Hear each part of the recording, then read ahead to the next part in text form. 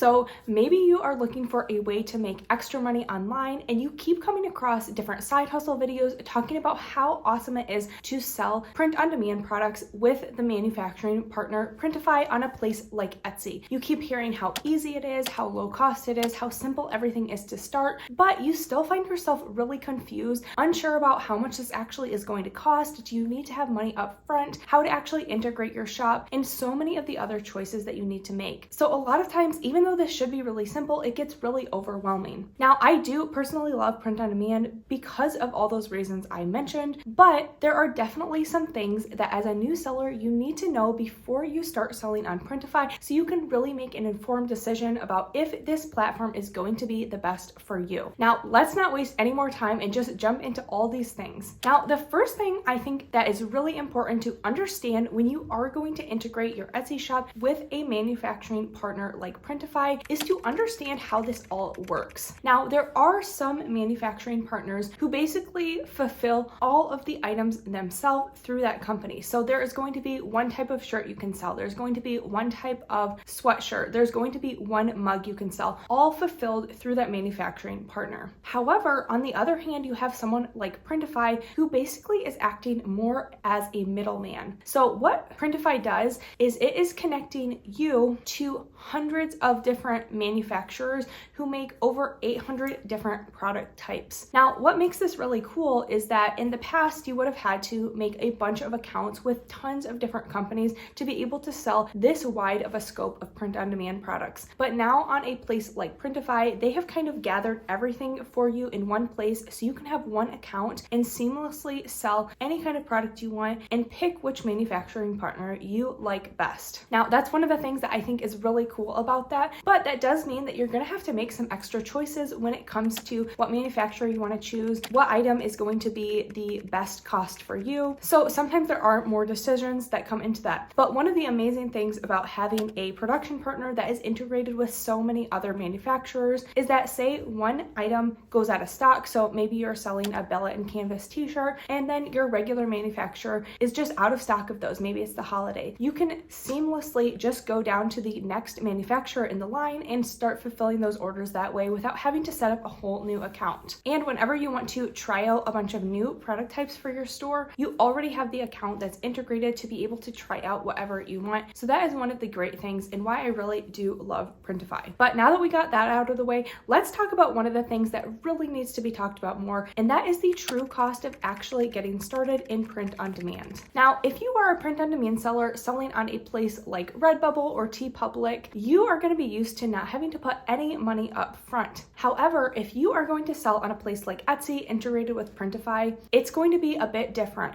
You are going to have to pay up front for every item you sell before you actually receive the profit back for that item. So for example, if you list a t-shirt for $20 on your Etsy store, when a customer makes a purchase, Printify is going to automatically charge you the wholesale cost of that item, which could be around $11. And then it's not going to be until later when Etsy pays you out that you would actually receive that true profit and the reimbursement for the product. And in addition to the fees you're going to get by just buying the wholesale items, you actually have to think about the fees to sell on Etsy as well. So the main one that comes to mind is going to be that 20-cent listing fee every single time that you put a new listing out there, which definitely can add up if you're posting quite a few items. So you want to keep that in mind. And Etsy has also mentioned that they might be starting to charge around $15 to some new accounts, kind of as a activation fee to get started, but this hasn't rolled out across everyone yet, but it's something to be aware of. But the biggest thing that you need to know is that a lot of times Etsy is going to hold the funds of new sellers for up to a few weeks. So for example, say you make maybe 10 sales in your first month selling on Etsy, you are going to be charged for 10 different items on Printify, and then you might not get reimbursed until a while after that. So you definitely want to make sure that you can afford to purchase a number of items without being reimbursed quickly when you do get started. So there's really no true hard and fast rule about how much money you should actually have in your account to get started, but typically a couple $100s is going to ensure that you're able to purchase out of pocket at least several different items wholesale if you do make sales, which is something you really should be aiming for. Now, the next thing that you definitely need to know if you are going to be selling on Printify is that that the profit that you see when you are setting up your item is not going to be exactly what comes back into your pocket. So we already talked about the Etsy listing fees you have, but there are also other things like you have transaction fees. There are fees for ads if you are running those, especially offsite ads. If Etsy sells this through one of the ads that they set up, they are going to automatically take a big chunk of this. There's also a bunch of processing fees and things like that. So a lot of times you will set up an item and it's going to look like you are going to make $9 of profit on every single sale. Well, a good rule of thumb is to probably cut that in half or subtract at least a few dollars from that, and that's going to be a more realistic look about what the profit is for the item you're selling. Now, me personally, I like to aim to make at least $5 of true profit on every single item that I'm selling. And when I've said that before, a lot of people think that I mean set up your items so it says you're making $5 of profit. But if you do that, you might find that you're making less than $1 on every single sale. So that's definitely not going to cut it. Now, there's a bunch of different profit calculators out there. One of the ones that I like is just in the keyword research tool, Sales Samurai. I'll have them linked down below as well as a discount code to get started. This is just one of the tools they offer in their whole suite of different things, but it's really important to be calculating all of the different fees and costs that are going to come with selling each item instead of just relying on that profit estimation that Printify has for you. Now, another thing that I really wish I had a better grasp on when I first got started is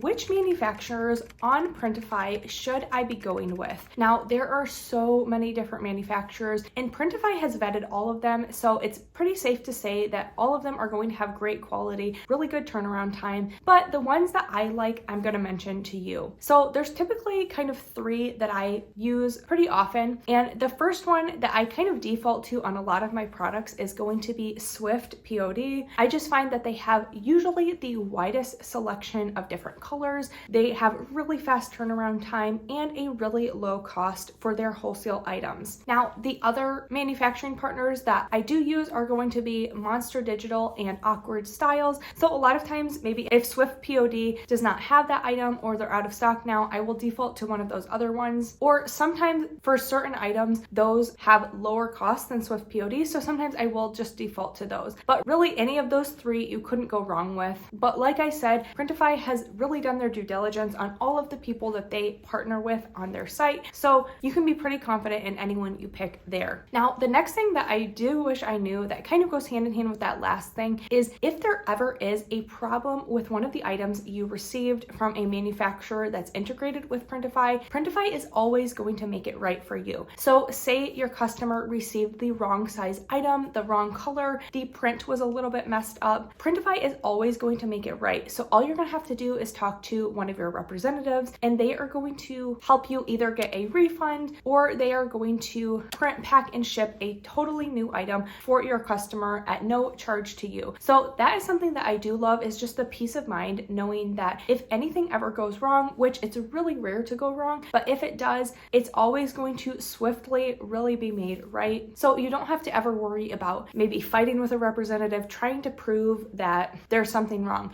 The only thing you ever need to do is you want to make sure that you are requesting your customer give you some kind of picture to show what is wrong with the item. Printify is going to ask for that, so that's just one extra step you can cut out of the process. If as soon as a customer brings you a complaint, you can just say, hey, thank you so much for bringing this to our attention. We are going to make this right for you. Please just send a picture with either the defect or the problem on there. And then when you make your request to Printify, just attach that photo so they already have it and can go ahead and start working on a solution for you. Now, another thing that I really do wish I had thought about a lot more when I first started on Printify, and something I don't think enough new sellers think about, is that yes, Printify does provide mockups for all of their items that auto-generate every time you make a new listing, but these aren't always going to give you the best results for making sales. Just because so many people do already use Printify, a lot of these mockups are so common because they're just really easy to go ahead and use in your Etsy listings. So if you look up shirts or mugs, a lot of times tons of those results are going to have the same generic mockup. So that's really why I like to create my own mockups for each listing I make with Printify, and Printify even recommends this too. They have also partnered with Placeit, who is a mockup subscription service, someone who I have used for years and definitely recommend. I'll actually link them below as well, but they have a library of thousands of different mockups that you can make for any of your items. And just by doing that extra step, you are going to make your listings just stand out more and be way more likely to get clicked on because they don't just look auto-made and really generic just like everybody else's. Now, the next thing I wish that somebody had really laid out for me super well when I first got started is what are the best beginner-friendly products that I should definitely be stocking my shop with. So if you want my full list of some of the best products you could sell on Printify, I'm going to link this video next. I definitely recommend you watch that. And if you haven't set up a Printify account yet, you can set up a totally free account down below and get started. And I'll also include a full tutorial of how to actually integrate that with your Etsy store. Thanks so much for watching, and I'll see you in my next video.